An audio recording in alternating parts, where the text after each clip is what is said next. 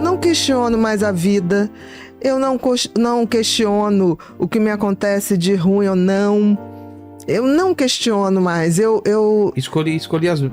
A gente começa a escolher as brigas, né? as brigas que valem a pena e aceitar que, putz, que tem uma inteligência superior. A vida não pode ser um acaso. Ó, é tão extraordinário, eu confesso que uma coisa ainda me deixa com a pulga atrás da orelha. Uma galáxia, né, a Via Láctea, por exemplo, ela tem, em média, 100 bilhões de estrelas. E cada estrela tem, no mínimo, um planeta. No mínimo. Cara, isso é tão surreal, a abundância de matéria.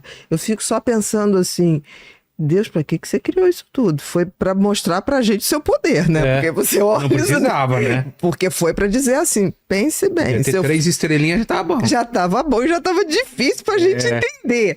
Quando ele cria isso tudo, eu acho que foi só pra dizer, prestem atenção do que eu sou capaz de fazer. Aí eu me pego, eu vou discutir com um cara desse. Mas não vou mesmo. Eu tenho certeza que vou ver tanta gente que já foi. Aquela ideia tem certeza. do filme que passa na... Isso cada vez está se provando mais verdadeiro, né? Porque assim, se falava dos 20 segundos, que né? acontece quando? Que quando você está numa situação de morte iminente. Por exemplo, um carro capotando. Diz que em 20 segundos o cérebro refaz a sua história. Dá um reboot e vai lá buscar... Num tempo que já não é tempo, né? Porque o tempo não existe. Pra você ter uma ideia, um neurônio comunica com o outro numa média de 1 sobre 5 mil segundos. Então, é imaginável esse tempo? Não é imaginável esse tempo. Então a gente já tem vivências físicas que já são de outra dimensão, porque a gente não consegue imaginar nem um segundo. Verdade. Divide 1 segundo por 5 mil. Então, esse tempo que não é tempo, na hora que você tá com vai, não vai, já se manifesta.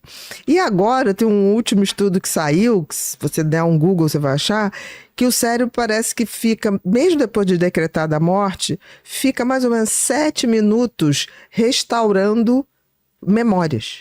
Nossa. Então é como se isso fosse para tal nuvem. A gente tem a tal nuvem, né? Genial, porque assim, quando começou com o iCloud, eu me lembro que as pessoas falavam, não, bicho, as fotos vão para nuvem. Eu falo, gente, que nuvem é essa? E se chover? E se chover? E a ciência está mostrando que nós temos. A minha mãe está na fase do rebobinando ainda, ela falou. E tem uma coisa, não sei se está acontecendo com você. Eu cada vez me lembro dos meus entes queridos que já foram com muita energia boa. Eu saio às vezes e falo assim, putz, aquilo ali era uma coisa que a minha madrinha ia adorar. Aquilo ali é a cara do fulano. E eu consigo ter um sentimento bom. É como se de alguma maneira essas energias vivem através de mim, mas não de tristeza. Não é tristeza, não é realmente uma energia muito boa. Eu brinco, né, que os meus mortos estão ficando cada vez mais vivos. Eu não sei o que isso representa, mas tá bacana.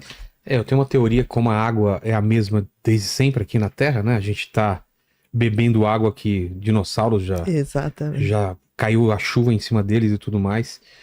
Imagina se ficasse um pouco dessa água de cada coisa que passou pela Terra e você tá absorvendo isso de alguma forma. Imagina memória da molécula? Existem forma. Teorias assim, né? E existe uma outra teoria que eu acho tão interessante, que o elétron é a coisa mais móvel da matéria. Então, na realidade, eles ficam na superfície da gente, né? Por isso que a gente dá choque, né? Tem pessoas que a gente abraça, dá um choquinho, pega a mão. Pega a porta. Exatamente. Eles estão na superfície. Eu ainda acho que o que seria essa coisa do corpo sutil, que às vezes o kardecismo fala, do perispírito, eu não entendo, mas eu acho que os elétrons mantêm isso. Pode ser. Eu acho que a gente é reduzido a esse mundo que ainda é matéria, mas uma matéria muito sutil. Eu acho que a gente vai pro outro lado do jeitinho que a gente é. Só que tem que muito... que os átomos nunca se encontram, né? Eles estão sempre afastados. Exatamente. É uma sensação só que a gente tem. É só uma sensação. Como o que a gente vê também é a luz refletida, né? Porque se apagar todas as luzes, meu querido... A camisa azul, ela tá absorvendo todas as luzes e tá refletindo o azul, né? É tudo tão relativo. Agora, o que eu acho genial, a vida começa numa explosão. Porque o espermatozoide com óvulo é uma explosão. Sim. Né? E uma explosão que, quando ocorre, se fecha o óvulo inteiro, não entra mais nenhum. Isso é de uma beleza. E é claro que uma explosão libera luz. Então, assim, e a vida começa numa disputa já.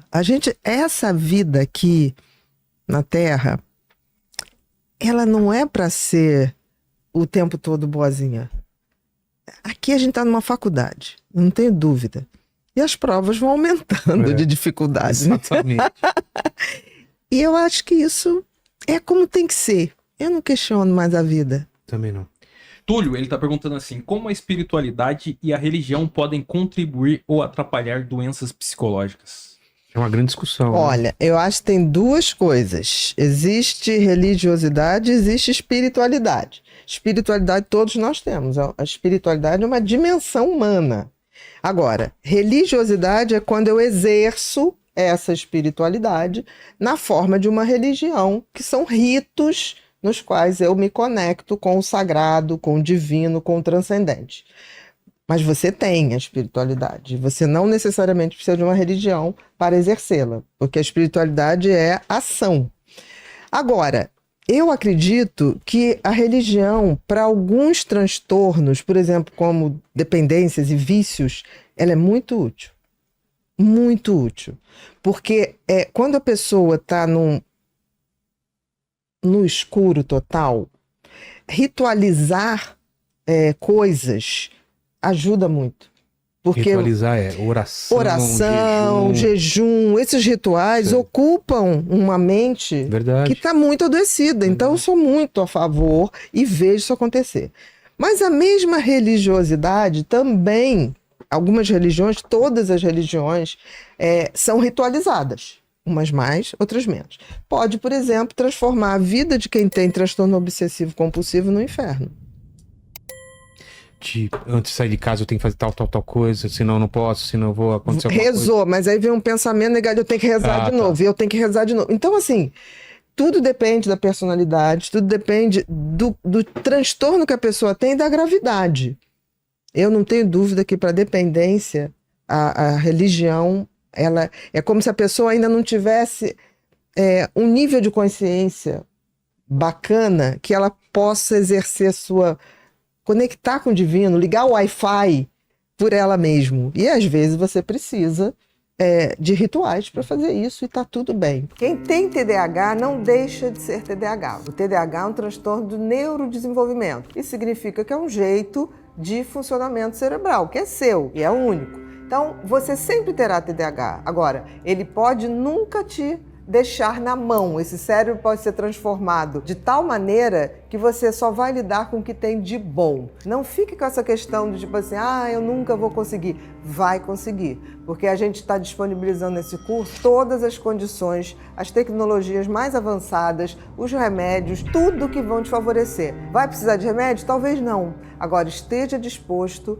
a se transformar e fazer de você a melhor versão de você de todos os tempos. Vamos juntos nessa jornada de autodescoberta? Faça sua inscrição e transforme sua vida hoje mesmo.